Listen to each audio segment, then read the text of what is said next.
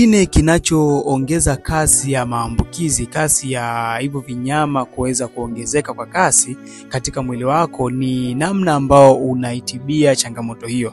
Wapo watu wengi wamekuwa wakitumia njia mbalimbali ikiwemo kuyakata, kuyachoma, kupaka dawa, lakini mwisho wa siku wanakuwa kwamba hizo baada ya muda hiyo hali inajirudia tena. Sasa hizo njia zinaweza zikawa sio njia zile za kukupa suluhisho la kudumu, na ndio maana umekuwa ukipata hali hiyo siku hadi siku. Sasa kitu kizuri ni kwamba lazima uweze kujiuliza, sawa, ni njia gani sahihi ya kuweza kutibu changamoto kama hiyo. Kama njia ambazo umetumia hazikusaidii, basi jaribu kutafuta njia mbadala, jaribu kutafuta njia nyingine ambayo inaweza kukupa suluhisho la kudumu. Sasa niko hapa na naweza kukusaidia kupata package ambayo utaitumia kwa siku 30 mpaka siku 90. Package hii inaweza kusaidia kupona changamoto yako ndani ya muda mfupi. Maana yake itatibu tatizo hilo kuanzia katika kiini cha tatizo. Maana yake watu wengi wamekuwa wakitibia dalili lakini wanaacha mzizi wa tatizo. Sasa mimi nitaanza kutibia changamoto hiyo kuanzia katika kiini cha tatizo. Kwa hiyo nitafute leo ili niweze kupatia package hiyo na uweze kuanza matibabu. Namba yangu iko hapo bio,